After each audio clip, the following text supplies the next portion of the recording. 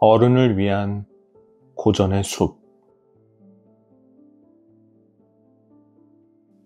모든 실패에는 이유가 있다. 그것을 아는 자는 흔들리지 않는다. 관중.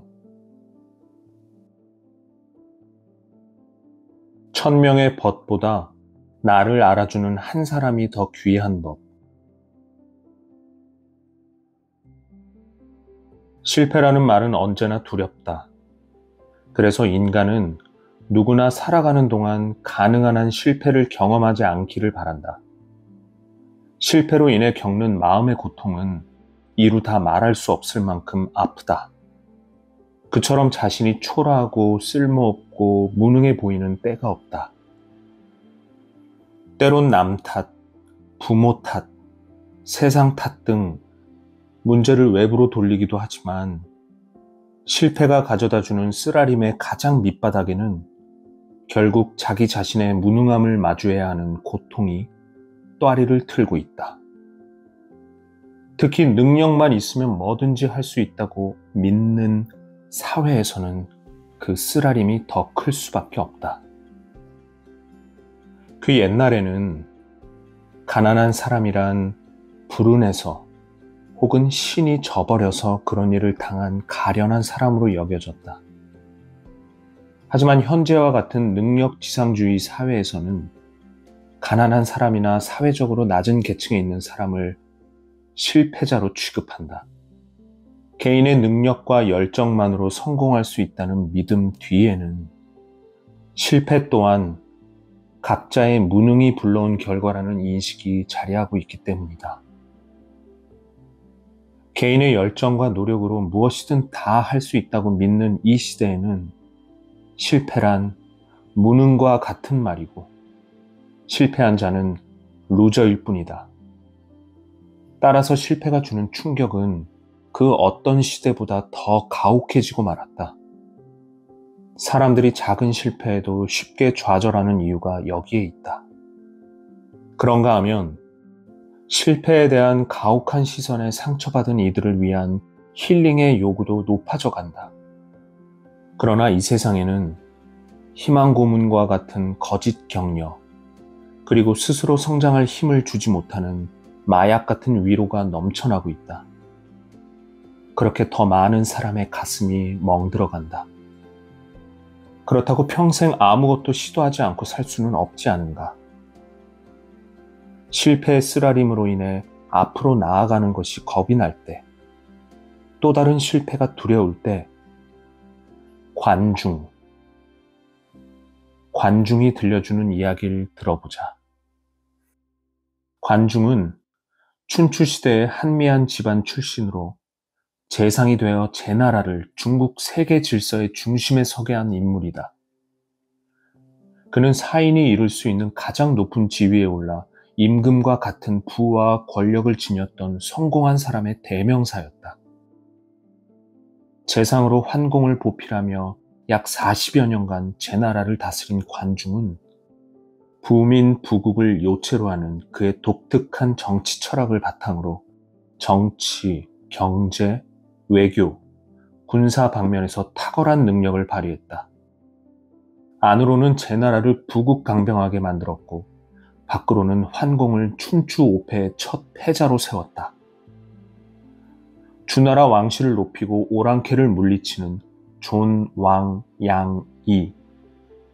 대가 끊어진 제후국의 후사를 이어주는 존망계절, 존왕양이와 존망계절을 명분으로 중원의 질서를 바로잡았다. 그릇이 작다라고 하면서 관중의 인품을 그리 높게 평가하지 않았던 공자도 외적으로부터 중원을 지키고 천하의 질서를 바로잡은 업적만은 전적으로 인정해 주었다. 시대를 풍미한 인물로 많은 사인의 롤모델이 되었던 관중. 그는 어떻게 해서 그렇게 성공한 인물이 될 수 있었을까? 사마천의 사기, 관한열전을 보면 관중이 지금의 허난성 동부이자 안후이성 서북부 지역인 영수유역 출신이라고만 기록되어 있을 뿐 그의 가계에 대한 언급이 전혀 없다. 전계 첫머리에서는 간략하게나마 출신 가문에 대해 소개하는 것이 일반적인데 관중의 전계에는 단 한마디도 언급되지 않았다. 이로 미루어 보건대 관중이 얼마나 한미한 출신인지 짐작할 수 있다. 그리고 세상 사람들은 그가 성공한 이후의 삶을 부러워했지 그 이전의 삶에 대해서는 잘 몰랐다. 사마천은 잘 알려지지 않은 관중의 과거로부터 이야기를 시작한다. 관중은 젊은 시절에 항상 포수가와 어울려 지냈는데 포숙은 그의 재주와 덕을 잘 알아주었다. 가난한 관중은 언제나 포숙을 속였지만 포숙은 늘 그를 잘 대해주었으며 그런 일로 이러니 저러니 따지지 않았다. 포숙이 관중을 천거하니 관중은 제나라의 국정을 맡게 되었다. 제환공은 천하의 패자가 되어 제후들과 여러 차례 회맹하고 천하를 바로잡았으니 이는 모두 관중의 지모에 힘입은 것이었다. 관중이 말했다. 내가 옛날에 곤궁하던 때 포숙과 함께 장사를 한 적이 있는데 이익을 나누면서 내가 더 많이 차지했다. 그런데도 포숙은 나를 탐욕스럽다고 여기지 않았으니 내가 가난한 것을 알았기 때문이다. 내가 일찍이 포숙을 위해 일을 도모한 적이 있었는데 오히려 더욱 어렵게 되었다. 그런데도 포숙은 나를 어리석다고 여기지 않았으니 시운에 유리함과 불리함이 있음을 알았기 때문이다. 내가 일찍이 3번 벼슬에 3번 다 임금에게 쫓겨났지만 포숙은 나를 못났다고 여기지 않았으니 내가 때를 만나지 못했음을 알았기 때문이다. 내가 일찍이 3번 전투에 나가 3번 달아났지만 포숙은 나를 겁쟁이라 여기지 않았으니 내게 노모가 계심을 알았기 때문이다. 공작 규가 패하자 소홀은 명예롭게 죽었으나 나는 살아서 손가락질을 받았다. 포숙은 그런 나를 부끄러움도 모르는 자라고 여기지 않았다. 내가 작은 절개를 지키지 못한 것은 부끄러워하지 않으나 공명을 천하에 드러내지 못하는 것은 부끄럽게 여김을 알았기 때문이다. 나를 낳아준 이는 부모요. 나를 알아주는 이는 포숙이다. 생하자 부모, 지하자 포자야. 관중을 천거하고 나서 포숙은 그의 아랫자리에 있었다. 사기, 관한열전. 깊은 우정을 뜻하는 말로 쓰이는 고사성어, 관포지교는 바로 여기에서 유래했다. 이 이야기에 따르면 관중과 포숙의 사귐은 포숙의 전폭적인 믿음과 이해의 바탕 위에 있음을 알 수 있다. 장사에서 얻은 이익을 나눌 때 관중이 더 많이 가져가도 포숙은 그가 가난하기 때문이라고 이해했다. 포숙을 위해 일을 도모하다가 더 곤궁하게 만들었어도 벼슬자리에서 번번이 쫓겨나도 관중이 모자라서가 아니라 때를 잘못 만나 그렇다고 이해해 주었다. 전장에 나가 매번 달아났어도 비겁하다 비난하지 않고 노모 때문이라 이해해 주었다. 관중이 모시던 공작 규가 왕위에 오르지 못하고 죽임을 당했을 때 함께 공작 규를 모시던 소홀은 주인을 위해 죽음으로써 사인의 절개를 지켰다는 명예를 얻었다. 그러나 관중은 살아서 돌아와 공작 규와 왕위를 다투었던 환공의 신하가 되어 배신자라는 불명예를 꼬리표처럼 달고 살았다. 그 당시 사인의 직업 윤리에 따르면 자기를 알아주고 등용한 주인을 위해서 목숨을 바치는 것이 명예로운 일이었기 때문이다. 그것이 주종관계로 맺어진 사인들이 주인에 대해 마땅히 지켜야 할 의무이자 절개였다. 그러나 관중에게 그런 사적인 절개는 작은 절개에 지나지 않았다. 그보다는 국가적 차원에서 공명을 이루는 것이 더 중요했다. 포숙은 바로 그런 관중을 알아준 유일한 사람이었다.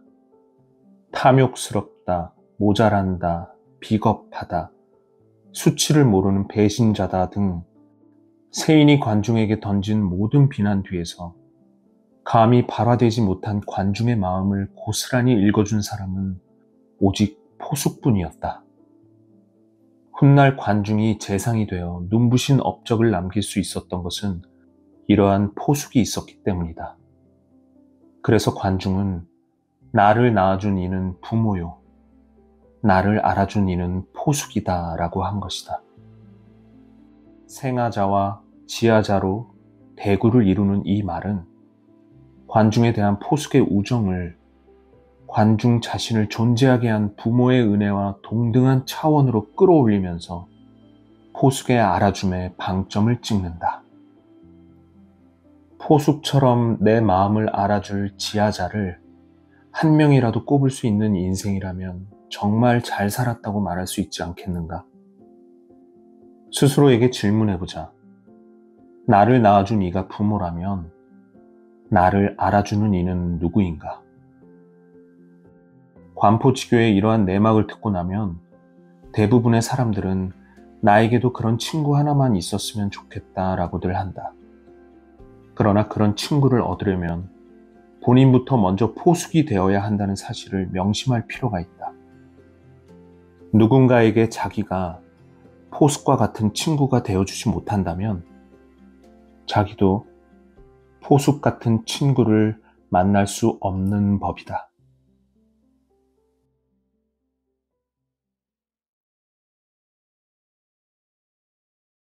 이별에 아파하는 당신에게 당시 송사.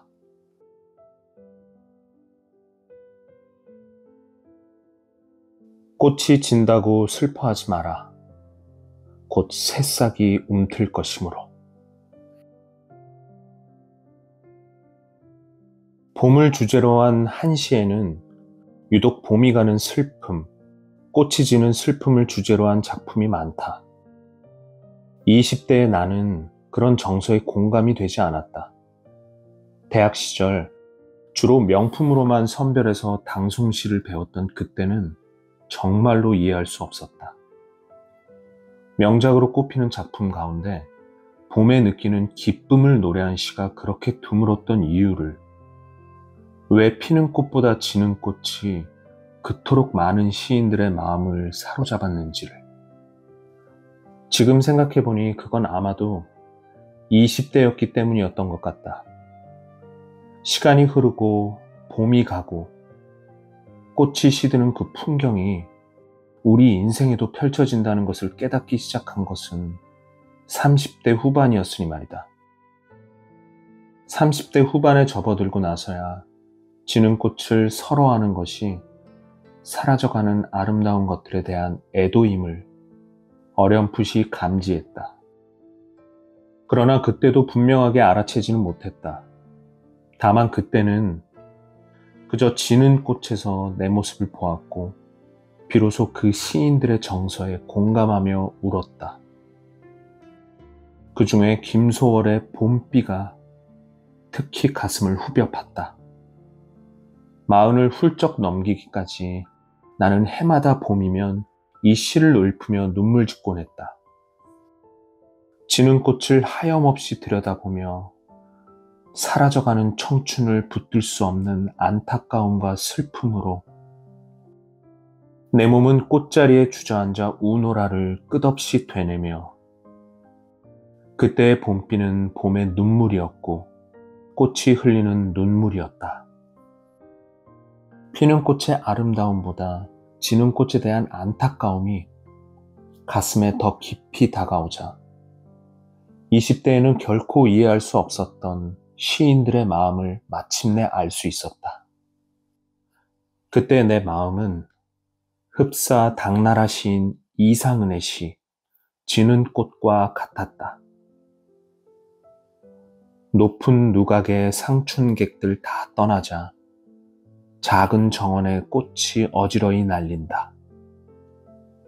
구불구불 이어진 길에 분분히 떨어지며 기울어가는 석양을 멀리 전송한다. 마음 아파 차마 쓸지 못하고 눈이 뚫어져라 바라보아도 줄어만 간다. 꽃은 봄 따라 사라지고 남은 것은 눈물 젖은 옷뿐. 어지러이 날리며 사라져가는 꽃잎. 그 아름다움을 머물게 할 수 없어 망연자실한 채 그 순간을 잊지 않으려고 눈이 뚫어져라 쳐다보아도 꽃은 자꾸만 사라져간다. 떨어진 꽃이 마음 아파 차마 쓸지도 못하는 그 어떤 노력도 흐르는 시간 앞에서는 부질없고 헛되기에 눈물만 흘릴 수밖에 없는 시인처럼 그렇게 오래오래 슬픔의 감정 속에 머물러 있었다. 그때는 그것이 젊음을 떠나보내는 애도의 과정임을 제대로 인식하지 못했다. 다만 지금 돌아봐도 다행인 것은 그렇게 슬퍼하는 자신을 있는 그대로 허용해 주었다는 사실이다. 나는 그 슬픔을 외면하지도 않았고 억지로 멈추려고 애쓰지도 않았다. 그저 낙화를 통해 상실감으로 인한 슬픔, 애수, 망연함, 회한, 연민과 같은 복잡한 감정을 있는 그대로 마주했다. 그것이 내가 나름대로 행했던 애도의 과정이었음을 안 것은 훨씬 나중의 일이다. 애도란 사랑하는 사람 혹은 소중한 어떤 것을 잃어버렸을 때 느끼는 총체적 감정이다. 애도를 한다는 것은 그러한 감정을 회피하거나 외면하거나 억압하거나 왜곡하지 않고 있는 그대로 받아들임으로써 그 총체적인 감정을 잘 떠나보내는 것을 말한다. 상실감이 깊을수록 깊은 애도가 필요하다. 슬픔의 감정에 깊이 머물러 있으면서 상실로 인해 일어나는 모든 감정과 생각을 어떤 비평이나 판단 없이 있는 그대로 받아주면 결국 그것은 저절로 하나씩 떠나간다. 슬픔도, 회한도, 억울함도, 우울함도, 분노도, 미움도 충분히 만나주면 강물에 꽃잎이 떠가듯 그렇게 떠나간다. 사랑했던 사람이 곁에 있었던 과거, 아름답고 소중한 그 무엇이 나와 함께 있었던 과거, 혹은 간절히 원했던 꿈이나 소망을 이루기 위해 애썼던 자신의 과거를 붙잡아 두지 않고 떠나보내는 것이다. 그것이 제대로 이루어지면 사랑했던 대상이 부재하는 지금, 여러 가지 이유로 그 소망을 이루지 못하고 그 꿈을 포기하게 된 지금, 현재의 세계와 새로운 관계 속으로 들어갈 수 있다.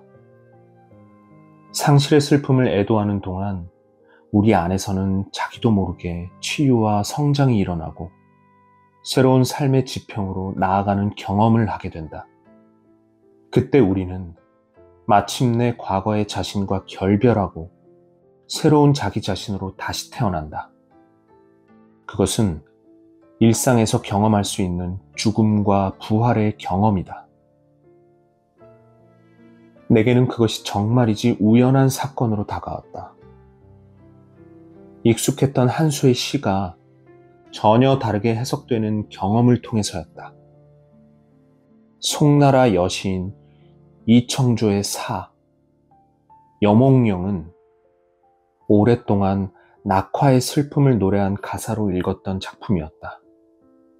그러던 어느 날 문득 그것이 전혀 다른 차원으로 받아들여졌다. 머리로 오래 고민한 결과도 아니었다. 겉으로 보기에는 그저 그전까지 별로 주목하지 않았던 두 글자에 시선이 머물렀던 단순하고 우연한 사건에 지나지 않았다. 어젯밤 성긴 비에 바람 마구 내달렸지. 깊이 잤건만 아직 남아있는 술 기운, 주렴 걷는 이에게 물어보니 되려 해당화는 여전하다 하네. 아느냐 모르느냐. 분명 푸른 잎은 살지고 붉은 꽃은 수척할 텐데. 우소풍취. 꽃이 지는 즈음에 오는 봄비란 정말 그렇다. 빗줄기는 성근데 바람은 왜 그리 미친 듯이 내달리는지 그 봄비의 꽃은 힘없이 떨어진다. 그런데도 주렴 걷는 시녀 아이에게는 시들어가는 꽃이 보이지 않는다. 20대의 내가 지는 꽃을 보지 못했듯이. 그러나 시의 화자는 야위어가는 꽃잎을 안다. 밖을 내다보지 않아도 안다. 차마 내다볼 수 없어서 물었던 것뿐이다. 맨 마지막 구의 원문 녹비 홍수는 가는 봄의 처연함을 네 글자로 압축시킨 명구로 오랫동안 많은 시인의 격찬을 받았다. 살찔 비와 수척할 수자의 대비를 통해 시들어가는 꽃에다 청년에서 중년으로 변화해가는 사람의 모습을 묘하게 겹쳐놓은 그 솜씨, 시간이 흐르면서 퇴색해가는 꽃빛, 그리고 그 위에 청춘의 빛을 잃어가는 사람의 모습이 어린다. 시의 화자는 수척해진 꽃을 보기 두려웠을 것이다. 이제 젊음은 가고 그 빛나던 아름다움도 함께 사위어 가고 있으므로 낙화를 슬퍼했던 그 시절의 나에게 이 시는 오랫동안 홍수의 방점이 찍힌 슬픈 노래로 이해되었다. 그러던 어느 날 문득 홍수라는 글자 앞에 있는 녹비가 눈에 번쩍 띄었다. 그 순간 잎이 무성해지는 시간이 꽃이 지는 시간과 겹친다는 사실을 깨달았다. 홍수 안에는 녹비가 내재하고 있었다. 꽃은 봄과 더불어 사라지지만 잎이 성장해 무성해지는 여름이 다가오고 있는 것이다. 그것은 달이 차고 기울듯 자연스러운 것이었다. 계절의 변화에 따라 꽃이 피고 지고 잎이 무성해지고 열매를 맺는 것이 나무의 생애 주기이다. 봄, 여름, 가을, 겨울이라는 우주의 리듬에 따라 살아가는 나무가 존재하는 방식이다. 그러므로 낙화는 무성한 녹음으로 가기 위한 과정이다. 낙화를 통해 나무는 봄나무와 결별하고 여름나무가 된다. 과거의 자기가 죽고 새로운 자기로 다시 태어나는 바로 그 지점에 낙화가 있다. 그 사실을 깨닫고 나니 이제 더 이상 내 젊음의 상실이 슬프게 느껴지지 않았다. 그것이 한편으로는 상실이지만 다른 한편으로는 녹음이 무성한 여름을 거쳐 열매 맺는 가을로 가는 중년의 삶이 시작되었음을 알려주는 신호로 이해되었기 때문이다. 눈물과 함께 나의 청춘과 결별했던 오랜 애도의 끝에서 마침내 나는 그것이 새로운 삶의 시작임을 알아보았다. 녹비라는 두 글자 속에서 얻은 통찰로 인해 과거의 나를 떠나보내고 새롭게 태어난 나를 경험했다.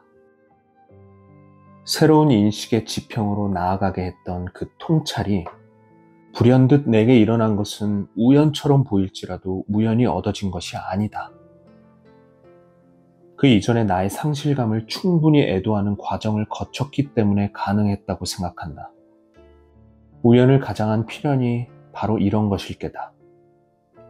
분명하게 인식하고 애도하기를 했던 것은 아니지만 시 읽기와 더불어 과거에는 이해되지 않던 세계가 공감을 통해 이해되는 과정, 시와 더불어 슬픔 속에 머물러 있으면서 내 청춘과 이별했던 그 모든 과정이 있었기에 이러한 깨달음이 온 것이 아닐까. 새로운 세상이 열리는 것 같던 기쁨과 함께 섬광처럼 다가온 삶의 신비, 그 경이로움을 어떻게 다 표현할 수 있을까? 시인 이형기는 그것을 결별의 슬픔이 이룩하는 축복이라 노래했다. 그의 시 낙화가 마침내 내 삶 속으로 쑥 들어왔다. 꽃답게 죽는 청춘, 무성한 녹음과 그리고 머지않아 열매 맺는 가을을 향하여 가야 할 때를 분명히 알고 떠나는 아름다운 뒷모습, 분분한 낙화, 결별의 슬픔, 그 가장 밑바닥에는 축복이 있었다. 그 축복은 과거의 자기가 죽고 새로운 자기를 태어나게 한다. 성숙한 영혼으로 새로운 세계와 새로운 관계 속에 살아가게 한다. 결별이 이룩하는 축복을 받기 위해서는 먼저 그 슬픔에 머무르며 그것을 잘 떠나보내야 한다. 사랑하던 것, 소중한 것을 잃어버렸을 때 제대로 슬퍼할 것. 그때 내면에서 일어나는 온갖 불편한 감정을 외면하지 않을 것. 상실이 가져온 고통에 아파하는 자신을 연민과 애정으로 안아줄 것 등이 바로 잘 떠나보내기 위한 방법이다. 지금 돌아보니 나는 그때 떨어지는 꽃을 보며 거기에 내 모습을 투사하고 낙화를 노래한 시를 읽으며 내 슬픔을 그 속에 옮겨 놓았던 것 같다. 그 많은 시인이 지는 꽃을 슬퍼하는 시를 썼던 것도 그들 나름대로는 슬픔을 애도하는 과정이었음을 비로소 깨달았다. 대중가요가 대부분 슬픈 노래인 것도, 우리가 슬픈 노래를 더 많이 부르는 것도 다 그런 애도의 과정으로 이해되었다. 실제로 시쓰기와 노래 부르기는 애도하기에 매우 유효한 방법이다. 논리적이고 이성적인 언어로는 설명되지 않는 삶의 진실을 시와 노래는 감각적이고 직관적으로 깨닫게 한다. 상실의 경험을 시로 적으며 애도했던 시인들처럼 우리가 느끼는 상실의 슬픔도 시로 적어보자. 산문보다 시는 특히 지금 현재 자기가 느끼고 있는 감정을 확실하게 파악하는 데 도움을 준다고 한다. 사랑을 잃고 나는 쓰네 라고 시작되는 기형도 시인의 빈집을 떠올려 보라. 그는 사랑을 잃고 느끼는 자신의 총체적 애도의 감정을 종이 위에 옮겨 적으며 그 사랑이 안전하게 거처 할 언어의 집을 지어준다. 잃어버린 사랑이 거처하는 그 빈집에는 언제든지 다시 방문할 수 있다. 걸어 잠근 빗장을 열고 그곳에 들어가 거기에 있는 애도의 감정을 다시 대면하고 그들과 대화할 수 있다. 그곳은 모든 주체할 수 없는 슬픔과 고통을 안전하게 꺼내놓을 수 있는 곳이다. 그렇게 여러 차례 방문하고 그때마다 느껴지는 감정을 적다 보면 어느 날 문득 예기치 못한 상황에서 새로운 통찰이 찾아온다. 애도하는 동안 내적 치유와 성장이 일어나기 때문이다. 마치 내가 여몽령을 새롭게 읽을 수 있게 된 사건처럼 삶이 그 신비를 눈앞에 드러내 보여줄 것이다.